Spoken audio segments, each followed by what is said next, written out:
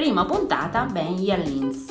Trama e riassunto. SG ha provveduto a tutto, radunato gli amici, addobbato la casa, tutto pronto per la festa a sorpresa di compleanno per il fidanzato. Ma la vera sorpresa sarà il suo fidanzato a farla, entrerà abbracciato a un'altra donna.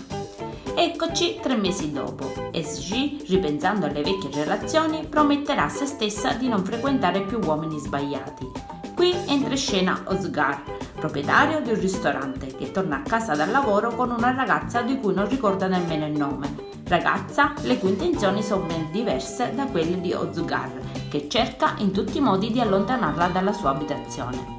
Nello stesso momento sia SG che Özgür riceveranno una chiamata al telefono dalle loro madri.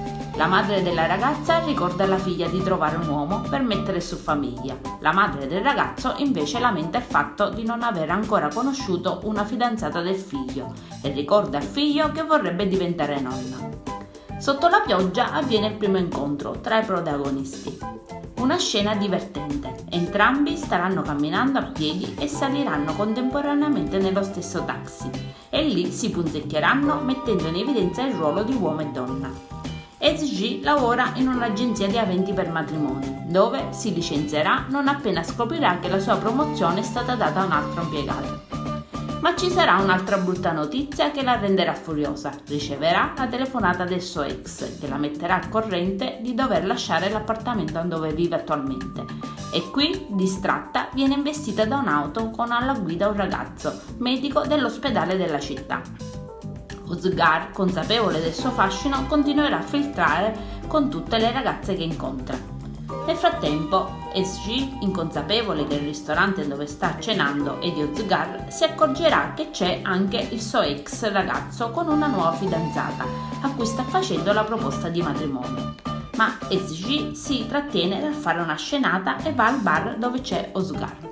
La ragazza si ubriacherà mentre parla del suo ex, poi piangerà lamentandosi di quanto sia difficile e infelice l'amore.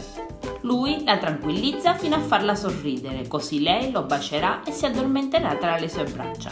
Il mattino seguente SG si troverà a casa di Özgür e, ricordandosi perfettamente di averlo baciato, scappa mentre lui è sotto la doccia non facendosi trovare. Mentre SG si maledice per aver passato la notte con un ragazzo del quale non sa neanche il nome, Özgür nel frattempo va al suo ristorante e racconta della notte assurda al suo migliore amico chef. Invece la ragazza racconta la serata alla cugina e all'amica Tansu. Successivamente la ragazza dovrà lasciare la casa dove abita, che è del suo ex ragazzo, e si trasferirà dall'amica Tansu, che abita accanto a Özgür.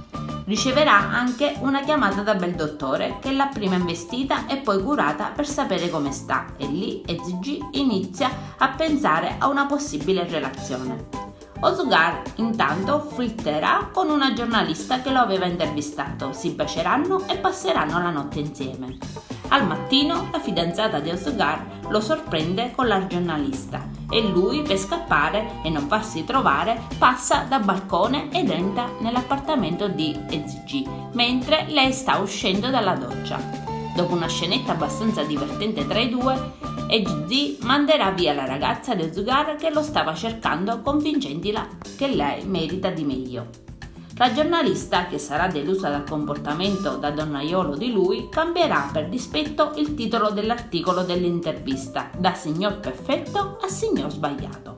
In serata, SG e Özgür si troveranno in terrazza del condominio e finalmente si presenteranno in modo ufficiale. SG sarà messa in guardia dalle sue amiche, che considerano Özgür un altro uomo sbagliato e le consiglieranno di lasciarlo perdere e di concentrarsi sul dottore. Il giorno dopo, Özgür vede il giornale con il titolo Benji Lins, signor sbagliato.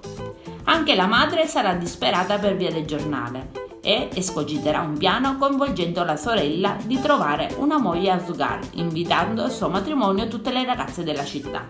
A questo punto l'amico chef consiglia a Özgür di trovarsi una finta fidanzata da portare alla festa di matrimonio della sorella. Anche la madre di SG apprenderà dalle amiche che la figlia ha trovato finalmente l'uomo giusto. Entrambi si punzecchieranno ancora e SG leggerà un libro su come trovare l'uomo perfetto e parla a Özgür del dottore. mentre lui spiega le regole per trovare l'uomo giusto, che è proprio il suo opposto. Intanto al party dell'amica ci sarà anche il dottore. La ragazza prova a chiedergli di uscire insieme, ma ottiene un rifiuto da bell'uomo.